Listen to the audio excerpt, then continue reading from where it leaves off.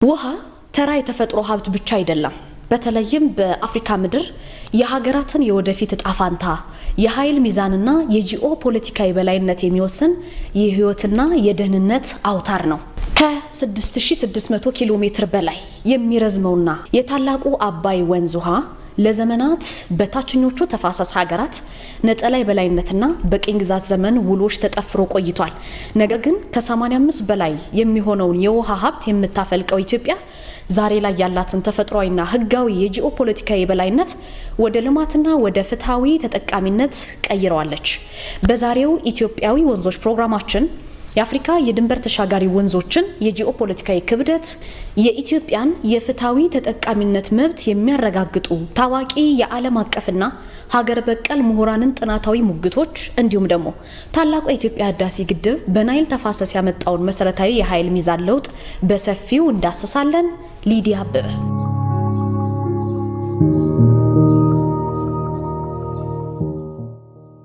የአባይ ውሃ የጂኦፖለቲካ የበላይነትና የአፍሪካ የድንበር ተሻጋሪ ወንዞች ጂኦፖለቲካ።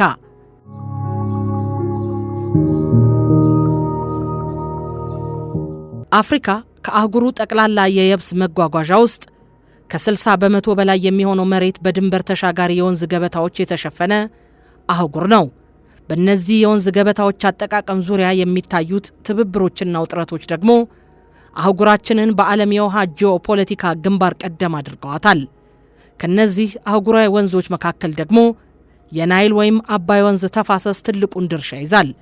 ኢትዮጵያ የዚህ ታላቅ ወንዝ ዋነኛ የውሃ ማቅረቢያ ምንጭና የጂኦፖለቲካ ምሰሶ ብትሆንም በታሪክ አጋጣሚዎችና በኢፍትሃዊ ውሎች ምክንያት ለረጅም ጊዜ ከሀብቷ እንዳትጠቀም ተደርጋ ቆይታለች።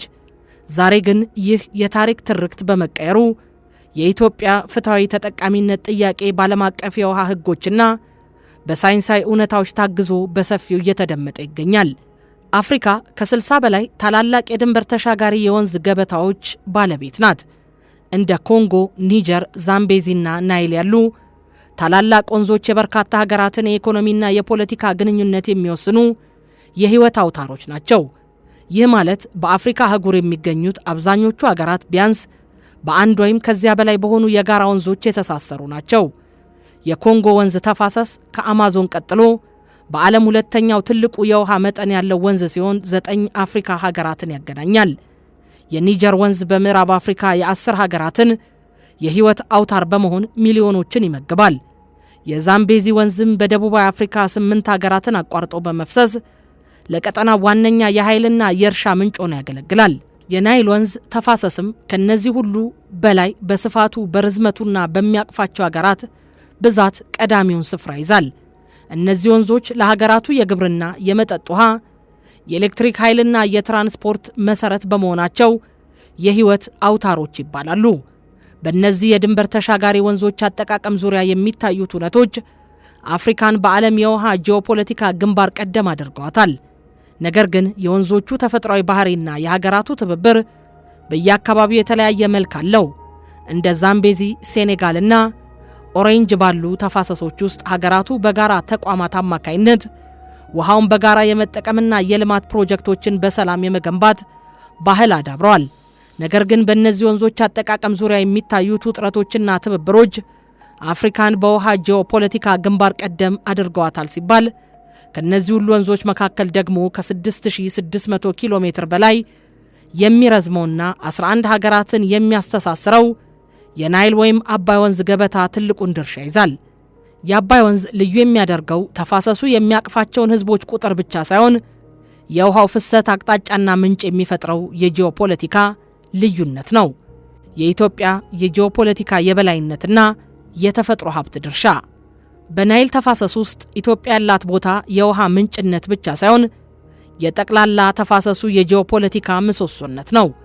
አባይ፣ ተከዜና ባሮ አኮቦ ከኢትዮጵያ ተነስተው ወደ ናይል የሚቀላቀሉ ሲሆን አጠቃላይ የናይልን ውሃ 85 በመቶ የሚሸፍኑት እነዚህ ከኢትዮጵያ የሚነሱት ወንዞች ናቸው። በመሆኑም በሃይድሮፖለቲካ ሳይንስ ኢትዮጵያ የላይኛው ተፋሰስ ኃይል ወይም አፐር ሪፔሪያን ፓወር ተብላ ትጠራለች።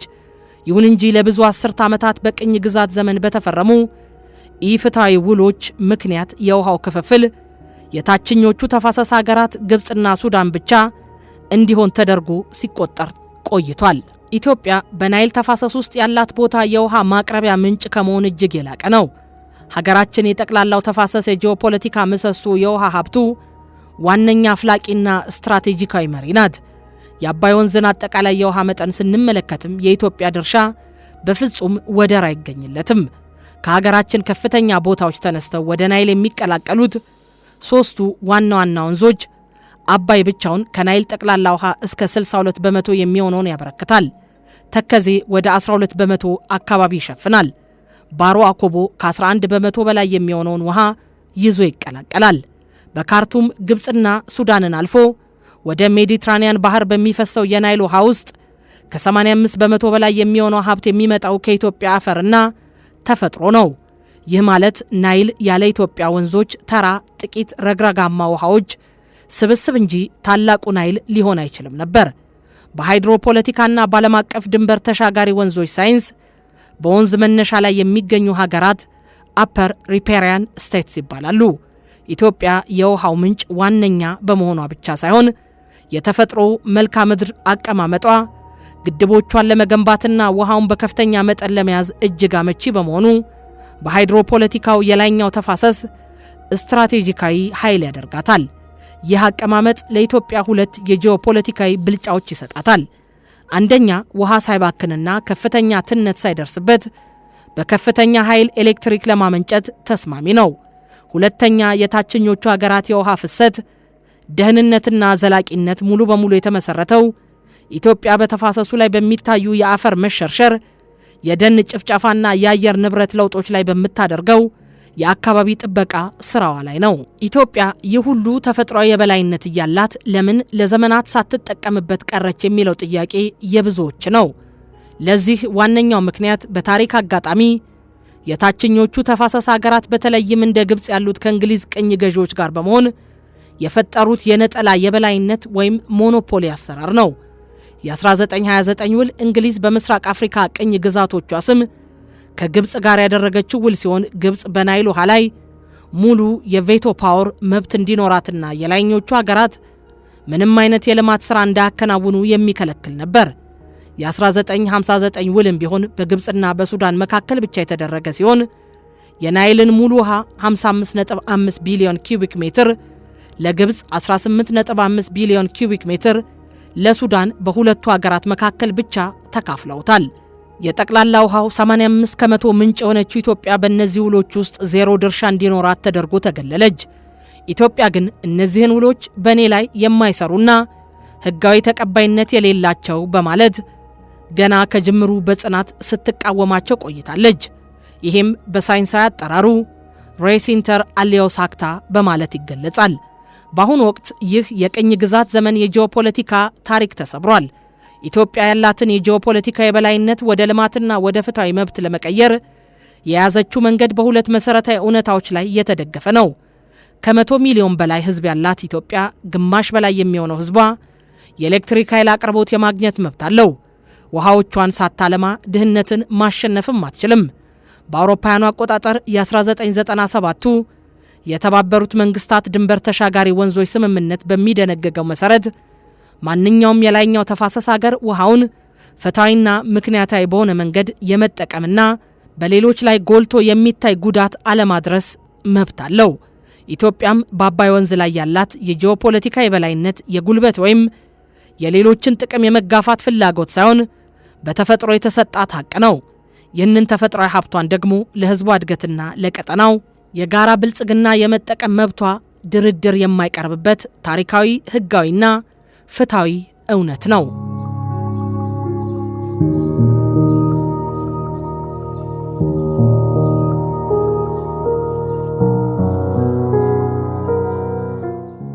የናይል ወይም አባይ ወንዝ ጉዳይ ሲነሳ በሃይድሮፖለቲካው ዘርፍ ግንባር ቀደም ስማቸው ከሚነሱ አንጋፋ ኢትዮጵያውያን ተመራማሪዎች አንዱ ፕሮፌሰር ያዕቆብ አርሳኖ ናቸው።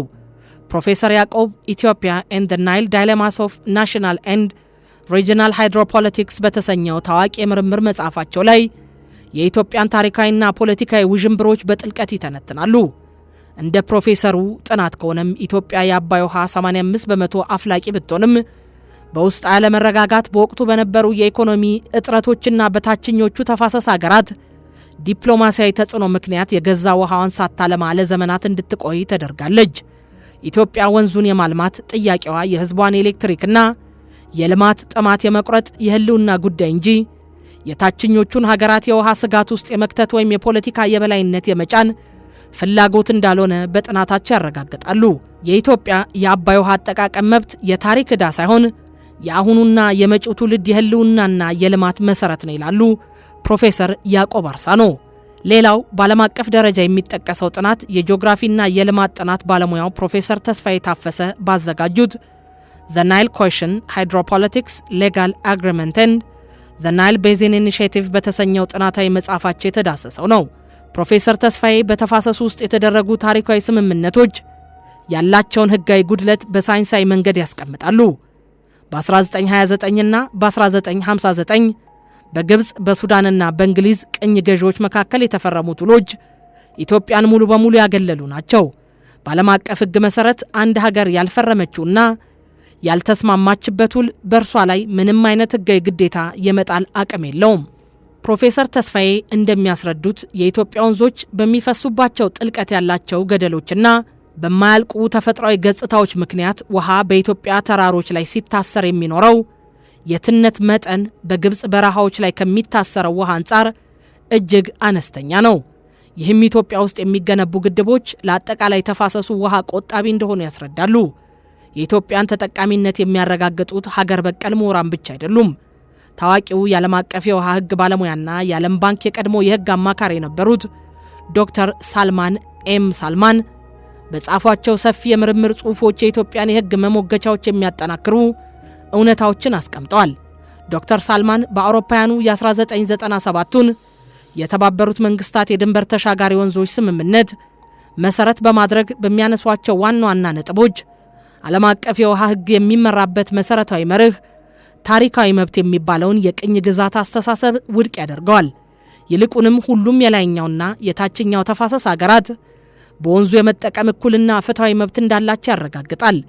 የታችኞቹ ሀገራት ምንም አይነት ጉዳት ሊደርስብን አይገባም የሚሉት ሙግት የላይኞቹን ሀገራት የተፈጥሮ ሀብታቸውን እንዳይጠቀሙ የሚያስር ሊሆን አይችልም። ይልቁንም ጉዳት አለማድረስ ማለት ፍትሃዊ ተጠቃሚነትን በሚከለክል መልኩ መተርጎም እንደሌለበት ዶክተር ሳልማን ይሞግታሉ።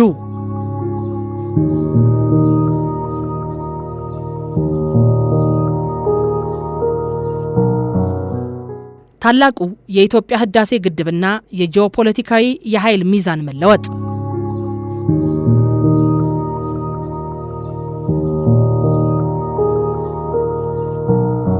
ለዘመናት በናይል ተፋሰስ ውስጥ የነበረው የጂኦፖለቲካ እውነታ በታችኞቹ ተፋሰስ ሀገራት በተለይም በግብጽ የብቻዬ የበላይነትና የቬቶ ባለቤትነት ላይ የተገነባ ነበር።